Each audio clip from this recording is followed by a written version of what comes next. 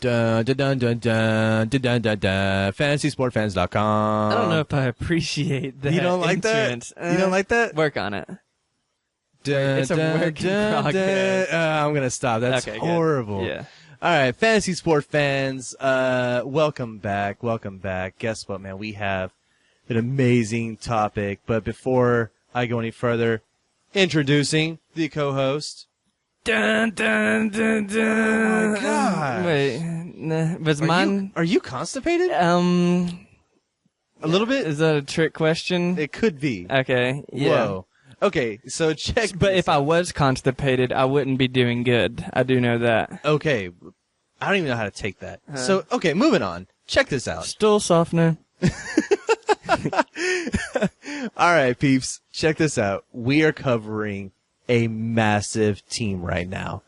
This guy is poised for a Super Bowl. Denver fans. Why do you say this guy? They have more than just one player. It's not just Peyton Manning. He's not just the Denver Broncos. They have more than just him. It's not just Peyton Manning winning the Super Bowl. It's the Denver Broncos that are winning the Super Bowl, Seth. Oh, I'm sorry. I kind of fell asleep there. Okay. So, yeah, you know what? It is just more than one guy. It is more than just one guy. It's a whole team. It's called the Denver Broncos. This team, let me correct, this team is poised to win a Super Bowl. They are poised to win a Super Bowl. They've got Peyton Manning. He came back from a miraculous neck injury. People thought his career was done. He came back, threw for 4,600 yards, 37 touchdowns, 11 interceptions. He's easily a top 10 quarterback, maybe even top 5. I have him outside of my top 5, but, you know, I mean, Really? he still put up top 5 numbers. I don't think I had him in my top 5. You know what? I think he was like 6 or 7. He was right outside of it. Yeah, that's accurate. But the guy has weapons to throw to. He's got a good owner. He's got a good coach. He's got all the right pieces to just lead your fantasy football team as a quarterback. Yeah, you know, Peyton Manning, he's people slept on him last year. People did not take him early. They left him. They left him in drafts. The 10th, 11th round in some of them, man. People didn't, I mean, they were taking people like Matt Castle before Peyton Manning in some drafts. Idiots. Well, check this out. Peyton Manning, obviously, he's back. Peyton Manning, he's back, people. And he is back with a vengeance, because guess what? He has an arsenal to throw to. Even more this year than last year. Even more. Well, I tell you what, why don't you tell me what more we're talking about? More like, are we talking about running backs or are we talking about receivers? I'm going to assume receivers since that has to do with Peyton Manning. You know what? That's good that you just got that light bulb. I kind of want to talk about running backs, though. I'm going to switch it and reverse it. We're going to talk about Willis McGahee. Let's talk about those running backs. He only played in 10 games last year. He had 700 yards, 4 touchdowns. He had around 200 receiving yards, but he got injured. Once he got injured, who'd they bring up? They were thinking maybe Ronnie Hillman was going to be the guy, but he didn't work out too great. He had like 300 yards and a touchdown. Who's the next guy? Everybody thought that this guy was a bust. Nobody wanted this guy. They thought he was going to be a backup running back or a backup running back his entire career. No Sean Moreno. No Sean Moreno. This guy broke out. Yeah, he played in 8 games. I think he only started in about 6, but he had 500 yards and 4 touchdowns in the regular season, man. He was average. He was going insane. And whoever picked him up off the waiver wire, I mean, they had a legit running back that they could throw in there. And even in a flex spot to have 3, if you spent early round draft picks on running backs, you could have 3 awesome running backs. Yeah, absolutely. So let me ask you a question. Bring him No Sean.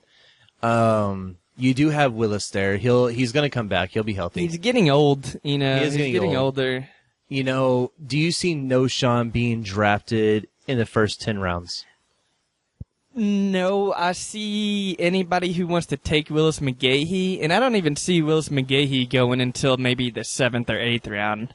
I mean, maybe you could get him in the 5th or 6th. I mean, so do you think Willis is going to reclaim his spot as a number 1 running back? See, and I don't know. But we're going to find out once training camp comes along, and any kind of injury could happen. But if you do draft Willis McGahee, I would definitely draft Knowshon Moreno as his handcuff just to have him for sure. I don't know, but John Elway, Knowshon, you have a great player there in that guy. I'm listing this guy number 1 on my depth chart. He is a good running back, 500 yards, and how many games again there, Corey? He played in 8 games, that's what they said, but I think he really only started in about 5. Okay, well, think about this, people. There's 16 games in an NFL season. Okay, well, I mean, there's 17 weeks, but your team's only going to play 16, with the bye week. Right. You think about this. Just out of 8 games, if he really did play in all 8 games and he started every single one of them, but if you really look at that, he's over 1,000-yard running back. Yeah, and most of his games, most of his productivity came from the last few games of the season. I mean, most of them, his 500 yards and 4 touchdowns came within the last 4 or 5 games, So if you average that over an entire season, that's awesome. But who knows if he can do that again? Yeah, who knows, man? But I know great things are to come out of that guy, and he broke out. People are going to look for big things out of him this year. I know I am, because I want to see if this guy can put up fantasy numbers like he did at the end of the season this past year. So you're going to draft Moreno over Willis McGahee, you think? I don't know. I'm going to wait till training camp. I'm not even drafting the league or my league until late August. I think that's a great time to draft leagues, late August. That's when I'm going to find out. That's when I'll know. Just keep Moreno in your thoughts, because he could do very well. Please do. And they also have Lance Ball. He'll be a backup player. Yeah, he just got re-signed, so yeah, he's there. But all right, wide receivers. Come on, yeah, I'm dying to talk about this. Wide receivers. Come on, hit me with who this. Did they acquire this year? Can we say it together? 1, Wes. 2, 3. Wes. No, I started before you. Oh, okay. Andre or let's on the is it Andre or the one after 3? Is it 1, 2, 3 say it, or is it 1, 2 say it? 1, 2, 3 say it. 1, 2, 3 say it. Yeah. Okay. 1, 2, 3. Wes Welker. Yeah. Oh man, that felt good to say. Wes Welker. That was kind of creepy. It is. Maybe we should never do that. Let's not do that again ever. Good. Okay. It's not cool. So check this out. I'm just gonna say Wes Welker, Peyton Manning. Can we just say this is kind of awkward, but very, very cool, because Peyton Manning and Tom Brady have always gone at it head to head, and they got this, I guess, little battle going on because they're like the greatest quarterbacks of our generation right now. Even though one of them's won 3 Super Bowls and one of them has only won 1. Yeah, but regardless, when you think about it though, Wes Welker has been involved in all these games. And now Wes Welker's on the other side of the fence. Wes Welker was also involved in losing some of the big games, too, if I remind you.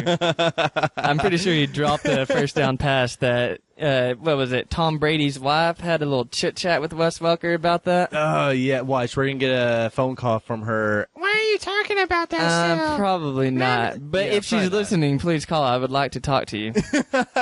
Okay, so check this out, though. You have Wes Welker.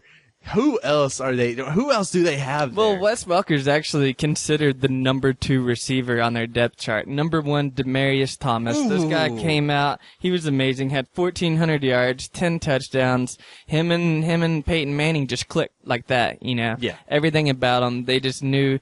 I mean, I guess Demaryius Thomas is a good enough route runner, even though they say that was kind of his downfall a little bit is his route running skills. He's just a big guy. He can go up and get the ball. Peyton Manning just throws it up and he trusts the guy. And just so you're aware, and keep an eye on this, but Demaryius Thomas and Peyton Manning, there's one play that they love. You know what it's called? It's called a screen. Peyton Manning loves to run this play. He runs it every single game. And you know who he's running the play with almost every single game? Demaryius Thomas. Because you know why? The guy is lethal in a screen. Yeah, but you know who's going to be doing it now? Wes Welker. This guy is lethal in a screen. Oh, I don't even know how this is going to work. I don't either. I don't know if this helps or hurts Wes Welker. I mean, Wes Welker had 1,300 yards. He only had 6 touchdowns last year. You know, he wasn't a huge red zone threat for Tom Brady. You know, that mainly went to Gronk and Aaron Hernandez and every now and then Brandon Lloyd when he actually played a game and decided to run a decent route sometimes. He's such a good player, too. Yeah, he was so good for many different. Anyway, we'll talk about him. We'll talk later. about that when we cover that team. Yeah, but you know, and then they also have Eric Decker, and that's their third receiver. Eric Decker was a 1,000-yard receiver with 13 touchdowns last year. And just so you know, Eric Decker, he just gets along with any quarterback. He did well with Tim Tebow.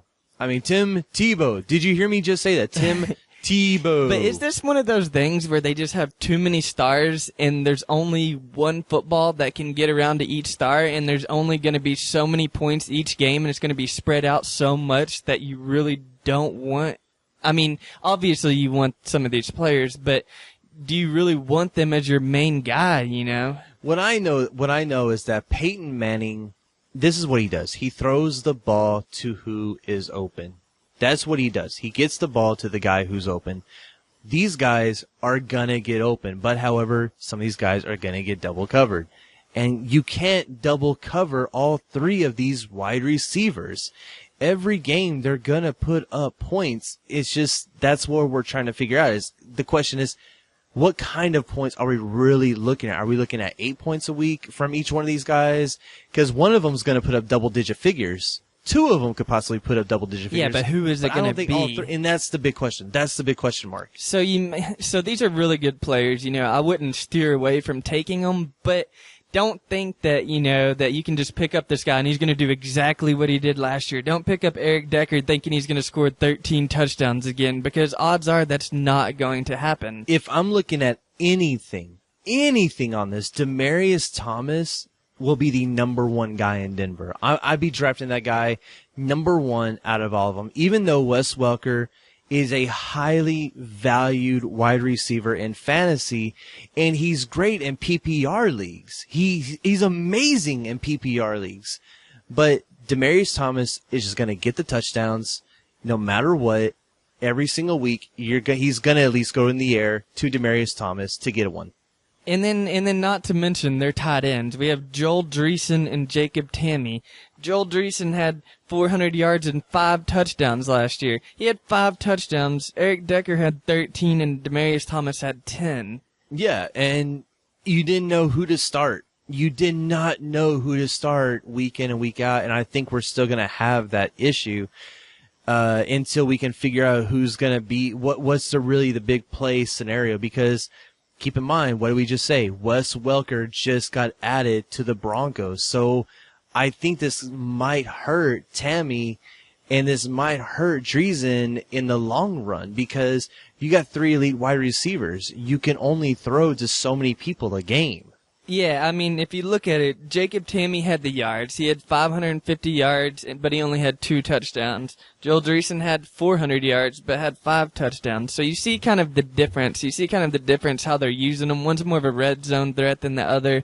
But I'm not sure how high I would take either one of these guys as a tight end. If you can find somebody who's maybe doesn't have, and it's stupid to say this, but a team that doesn't have as many weapons, and you know what I'm saying? You want a guy, okay, like, we're going to cover this in another podcast, but I'll give you a perfect example. Antonio Gates. Right now, San Diego doesn't have a whole lot of weapons when it comes to their wide receiver core, which, guess what? Increases Antonio Gates' fantasy value. When he's healthy and not being healthy. Old and exactly. The guy's a huge red zone threat for Phillip Rivers, but once again, Phillip Rivers doesn't have a whole lot of weapons anymore to throw to. Vincent Jackson's not there. So when you look at Joel Dreesen, you look at Jacob Tamme, their fantasy values tend to decrease because of the other weapons that are on that team. Yeah, there's so many playmakers, and there's only so many fantasy points that a team can put up for you. Yeah, it's great for the team because, you know, they can go into the playoffs as a team and do great. But however, for your fantasy team, if you're in needing of a tight end, play the matchups, check the stats, you know, do your research and history as the season goes on these players, and then you'll be able to get a good feel as to who's the real threat on that team. Yeah, and then the kicker, they've got Matt Prater. He was 26 of 32, kind of iffy on the field goals. He hit 3 of 4, 50+, and he was only 5 of 9 from 40 to 49 yards. So it seems like his weakness is right there between that 40-yard hash line and that 50-yard hash line. So are you drafting that guy in the last round? Maybe. I mean... Might be waiver wire moves. Yeah, it's more waiver. I mean, he's going to get a lot. Yeah, he's going to get a lot of extra points, you know. So I wouldn't mind having him as my kicker. If he's terrible, then I'll drop him and pick up somebody better because you can always do that. All right. Well, I know they have some great players on defense. I know that it's Denver. They had a great defense. Tell me about it. Yeah, Tell me about Denver has an amazing defense. If you have a chance to grab Denver, grab Denver's defense. They've got Von Miller. He had 18.5 sacks last year. They have Champ Bailey. Champ Bailey only had 2 interceptions, but he's still a really good player, you know. And then they just recently added Dominique Rodgers-Cromartie. He came from the Eagles. He had 3 interceptions last year. Dominique Rodgers-Cromartie is a huge playmaker to go opposite Champ Bailey. Yeah, and, you know, I think in the draft they're going to make some moves defensively, and I think it's going to definitely, you know, better, you know, Denver because offensively they're fine. It makes sense that they're not going to make a whole lot of big moves in the draft offensively. But, however, when it comes to defense, they're going to need to make some moves. They're only going to get better. You know, that's where every team needs to improve. Defense can only get better. It doesn't matter how good your defense is. As long as you're stacking guys, you're doing better. Yeah, so long story short, Denver Broncos are loaded on fantasy players this year. There's a handful of guys that you definitely want. They're going to be a really good team. And it's just, when are you going to take these players? Don't take them too high. Don't think that they're going to do some of the same things they did last year, because some of them could do better, some of them could do worse. But they're a great team. Except for Peyton Manning. You can take Peyton Manning, you can take high. Yeah, Peyton Manning, take high. He's got all the weapons in the world. All right. Well, I'll tell you what. That's our wrap up on the Denver Broncos divisional roundup for that team. So check back with us because guess what? We're going to cover the last team, the San Diego Chargers. More to come. Hey, Seth here with FantasySportFans.com. Hey, be sure to enter your name and your email on our website to get instant access to our free beginner's guide of fantasy football. By subscribing, you will get free Fantasy Sport Fans updates, tips, and Fantasy Sport Fan news with no spam.